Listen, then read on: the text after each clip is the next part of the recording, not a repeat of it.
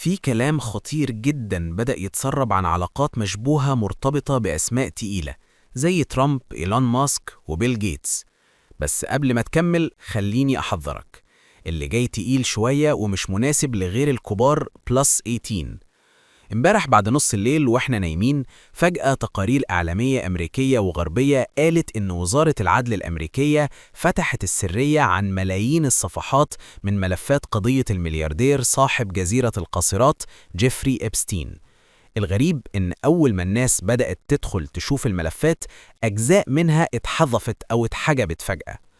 الملفات دي حسب اللي اتنشر بتكشف شبكة علاقات اجتماعية وسياسية ومالية ضخمة جدا امتدت سنين طويلة، وضمت رؤساء، مليارديرات وشخصيات نفوذ كبيرة، وفيها اتهامات عن استغلال، اتجار بالبشر، ابتزاز وضغط سياسي، وكل ده في شكل إفادات ورسائل وشكاوى، لكن لسه مفيش أحكام قضائية نهائية تثبت الكلام.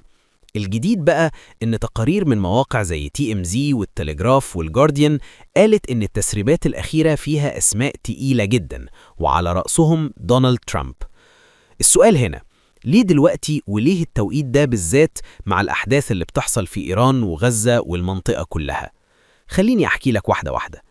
أول ملف عمل ضجة على منصة إكس كان فيه شهادات منسوبة لبنات قالوا إنهم كانوا قاصرات لقتها، وادعوا إنهم اتعرضوا لاعتداءات ضمن شبكة إبستين، وذكر اسم ترامب ضمن الروايات دي.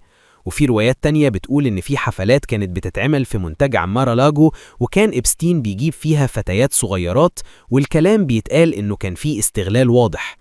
دي كلها مزاعم طبعا، ومفيش حكم قضائي نهائي أكدها، لكن مجرد ذكر الاسم خلى الدنيا تولع.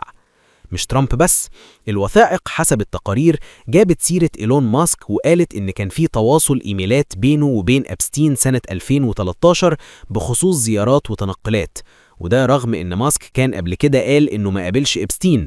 وبرضه اسم بيل جيتس ظهر في رسائل كتبها إبستين لنفسه فيها ادعاءات عن علاقات شخصية ومشاكل صحية. جيتس خرج ونفى الكلام ده كله، وقال إن دي مجرد محاولات تشويه سمعة.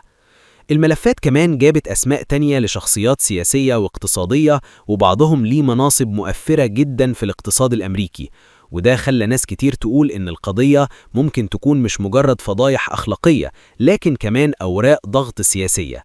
وفي صور وفيديوهات مسربة ظهرت لضحايا وهوياتهم مكشوفة، وده عمل أزمة كبيرة على وزارة العدل بسبب فشلها في حمايتهم. ومن بين الأسماء اللي رجعت للواجهة الأمير أندرو، اللي سبق واتهمته واحدة من ضحايا إبستين قبل كده. كمان اتنشرت تقارير عن مراسلات قديمة بين ميلانيا ترامب وجاسلين ماكسويل شريكة إبستين، بتوضح إن كان في معرفة اجتماعية بينهم من سنين. ومع الوقت القصة بدأت تكبر أكتر. ناس ربطت بين إبستين وتمويلات ضخمة من مؤسسات مالية وصناديق استثمارية كبيرة، وتحويلات بملايين الدولارات لمشاريع غامضة.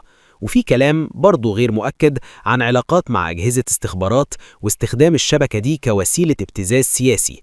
لحد هنا تقدر تقول إحنا مش قدام قضية أخلاقية بس، إحنا قدام شبكة نفوذ وفلوس وضغط سياسي عالمي. والتوقيت بقى هو اللي مقلق. التسريبات دي طلعت في نفس الوقت اللي المنطقة فيه بتغلي، غزة بتتقصف، توتر مع إيران، وخلافات داخل أمريكا نفسها. فناس كتير شايفة إن الملفات دي ممكن تكون ورقة ضغط على شخصيات كبيرة، أو وسيلة لتصفية حسابات سياسية. يعني باختصار، حتى لو بعض الاتهامات ما ثبتتش، مجرد وجودها كفاية تهز صورة أي حد وتخليه تحت ضغط رهيب. في النهاية اللي واضح إن ملف إبستين بقى زي الثقب الأسود، كل ما تفتحه تلاقي أسماء أكبر وأحداث أعقد.